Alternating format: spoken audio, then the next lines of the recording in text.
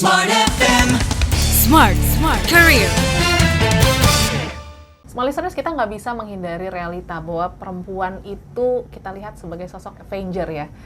Dari satu hero berkumpul menjadi satu. Banyak peran, banyak tanggung jawab yang dilakukan sehingga mungkin kita butuh juga mengenal bagaimana sebenarnya proses perempuan yang punya multi peran dan juga kesetaraan di lingkungan, baik lingkungan pekerjaan. Dan hari ini kita akan berbincang terkait dengan hal itu bersama dengan Head of Programs UN Women Indonesia. Ada Kak Dwi Yuliawati. Hai Kak Dwi. Halo. Setuju nggak kalau aku bilang perempuan tuh Avengers dalam dirinya masing-masing? Setuju banget. Setuju banget ya. Karena kan kita kalau ngomongin perempuan, yang aku lihat ya di lingkungan sekitarku, ada yang mungkin sebagai ibu, sebagai anak juga iya, yang merawat orang tua. Bahkan nggak cuma orang tua, kadang kakak adiknya juga dirawat. Yes. Merawat suami juga iya. Belum lagi tanggung jawab yang lain yang dibebankan kepada perempuan. Fenomenanya terlihatkah untuk pekerja ya, khususnya pekerja di Indonesia? Sebenarnya fenomena ini global banget ya, Okay. nggak cuma di Indonesia. Kita bilangnya sebenarnya peran ini sebagai unpaid care and domestic work. Pekerjaan, perawatan, dan pekerjaan rumah tangga yang tidak berbayar. Oke. Gitu. Jadi kita tidak dibayar secara profesional untuk melakukannya, kecuali kalau kita memang caregivers atau Yes. care workers ya. Di Asia Pasifik sendiri, perempuan yang melakukan tugas itu jumlah waktu yang dilakukan oleh perempuan untuk melakukan tugas tersebut itu 4 kali lipat lebih banyak daripada laki-laki di Asia Pasifik. Yeah. Dan ini adalah salah satu penentu banyak sekali perempuan yang memutuskan untuk tidak meneruskan karirnya karena peran tadi atau tugas tadi yang numpuk dan makin banyak gitu ya. Ketika anaknya juga makin besar atau misalnya ketika harus mengurus orang tua dan yang sakit seperti itu. Fenomena ini terasa sekali. Kalau kita mungkin datanya Indonesia belum punya, tapi dari Asia Pasifik saja itu sudah kelihatan seperti itu. Oke. Tapi kan kalau kita lihat Indonesia yang sangat berbudaya ini gitu ya, ini menjadi kebiasaan yang turun-temurun ya, untuk perempuan bisa menanggung banyaknya beban tadi ataupun peran tadi seperti itu. Apakah memang harus dilakukan pendekatan dari secara budaya dulu nih untuk mengurangi lah ya beban itu sendiri? Kita sebenarnya ada kalau UN, UN Women, kemudian juga ILO itu kita punya namanya 5R. 5R, apa itu? Yang pertama adalah recognize. Kita mengenali dulu bahwa itu ada. Tadi kan pertanyaannya adalah ada nggak sih peran yang ada? Kita recognize dulu bahwa ada pekerjaan-pekerjaan perawatan dan pekerjaan rumah tangga tidak berbayar yang dilakukan oleh perempuan pekerja. Yes. Kita kenali dulu dan itu kita akui. Yang kedua kita kurangin. Mana yang bisa dikurangi? Tentunya yang langsung ya kayak mengasuh anak mungkin nggak bisa dikurangin ya. Betul. Karena itu adalah tugas langsung yang dilakukan oleh perempuan sebagai orang tua. Yes. Meskipun nanti kita juga bisa lihat apa yang bisa kita kurangin pekerjaan rumah tangganya, apa yang bisa kita mudahkan bagi perempuan dan juga sebenarnya keluarga ya. Misalnya pengasuhan anaknya ada daycare. Oke. Ya. Bebannya kemudian dikurangi. Dikurangi sedikit. Yang ketiga redistribute, dibagikan kepada pihak-pihak lain. Nah, ini kadang-kadang juga ada equal sharing deh. Yes.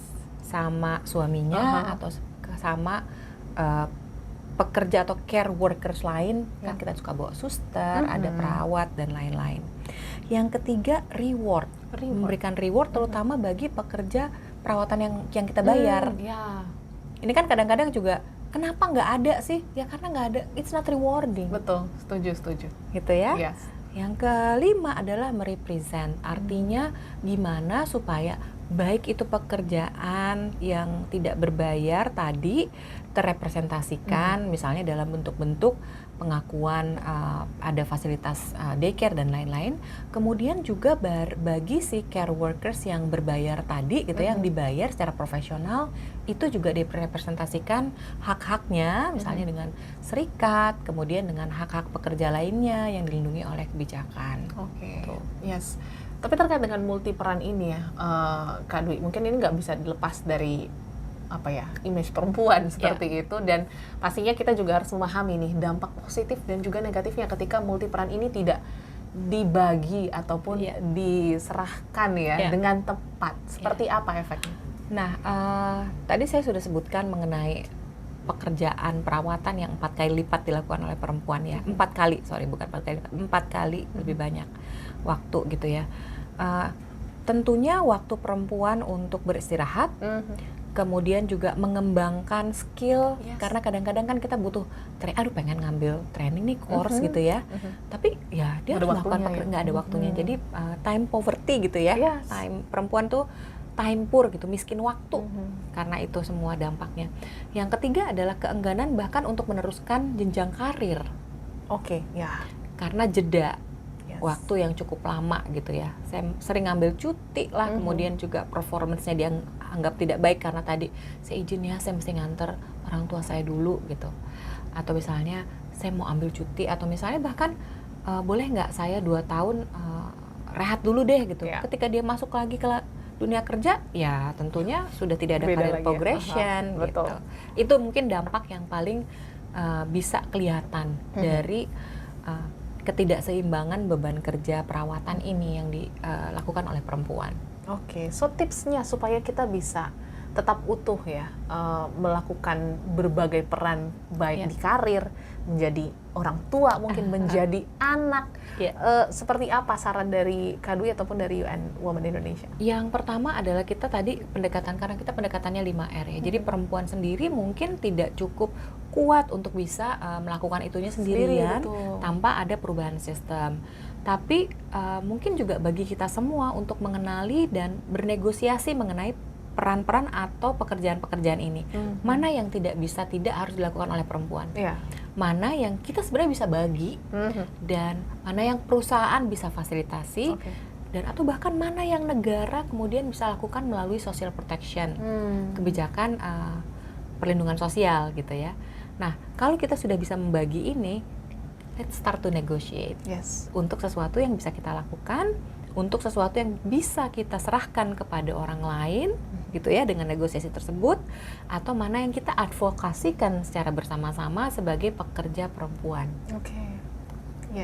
Tapi memang ini harus didukung dengan support system yang kuat ya dari rumah dulu. Seperti itu, dan pastinya membagi peran khususnya untuk anak ya pasti ya. Ini juga awareness-nya harus ditingkatkan lagi karena peran untuk membesarkan anak, terus juga membimbing anak ini tidak hanya tugas perempuan, tapi juga ada peran suami ataupun ayah di situ ya. Bagaimana sih, mungkin ada saran untuk bisa negosiasi tadi ya, ataupun juga berbagi peran bersama dengan suami, karena kan mungkin suami juga pasti fokus dengan karirnya, masih banyak mindset yang kayak tugas saya itu cuma cari uang gitu kan. Nah ini gimana untuk kita sebagai istri, sebagai anak, sebagai ibu bisa bernegosiasi akan hal itu?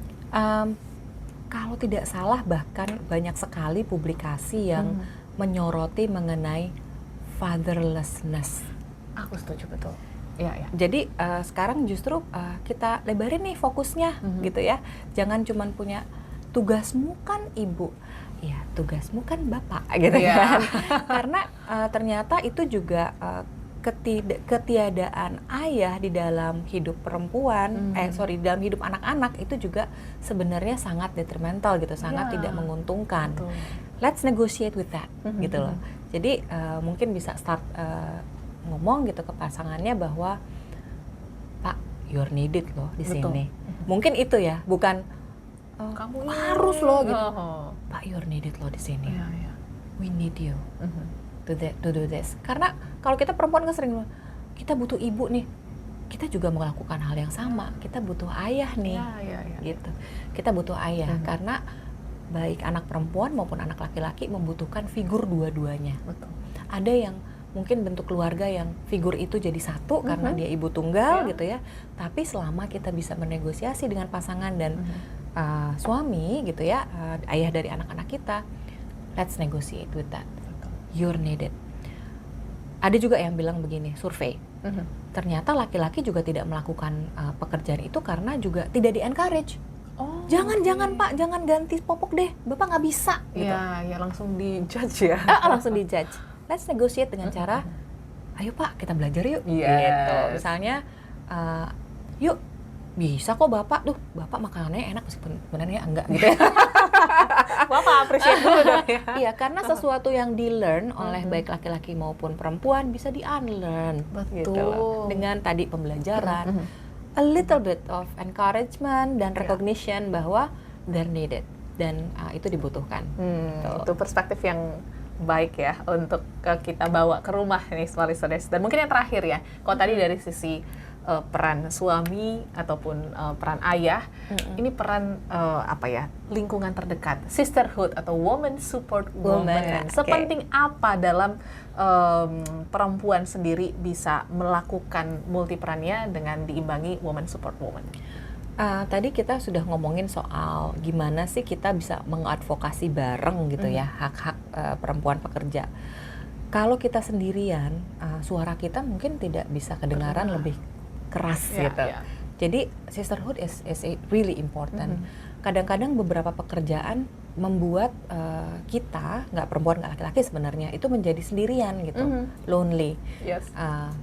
Yakin deh pasti misalnya ada ada unit-unit kerja yang juga misalnya male dominated gitu ya, perempuannya dikit. So any allies, dukungan apapun, support apapun itu dibutuhkan. Tapi kalau kenapa perempuan? Karena biasanya kita punya mindset atau perspektif yang sama karena mengalami hal yang hampir serupa, gitu loh. Sesama ibu, sama perempuan yang mengurus keluarga terdekatnya dan lain-lain. Nah, inilah yang pentingnya tadi untuk menyuarakan itu secara bersama-sama. Fokus on apa yang kita perjuangkan bersama sebagai perempuan and less on the individual. Karena kadang-kadang itu yang membuatku, aku nggak mau Bu, soalnya orangnya gitu sih, itu gitu. Enggak. Fokus on what we can do together untuk bisa mencapai itu semua. Gitu. Kalau misalnya kita fokus sama nggak enak gitu, atau misalnya personal gitu ya, mungkin itu tidak bisa kita lakukan. Tapi kalau kita fokus kemana, apa ya yang kita bisa lakukan bareng nih, sis? Gitu. Itu pasti akan besar impact-nya ya. Dan itu dia insight menarik Smart Listeners terkait dengan perempuan, multiperan dan kesetaraan. Thank you Kak Dwi sudah sharing. Sama-sama. Dan semoga ini membuka perspektif baru. Aku rasa episode ini nggak harus ditonton hanya untuk perempuan ya, tapi juga kaum laki-laki di luar sana untuk bisa melihat bagaimana sebenarnya multiperan dan kesetaraan perlu gitu ya dibantu dari banyak pihak untuk perempuan sendiri. Kalau begitu Smart Listeners, terima kasih sudah menyimak podcast ini. Kita akan ketemu di episode berikutnya. Sampai jumpa dan sukses untuk Anda. Bye. Smart FM. Smart Career. Make your future better.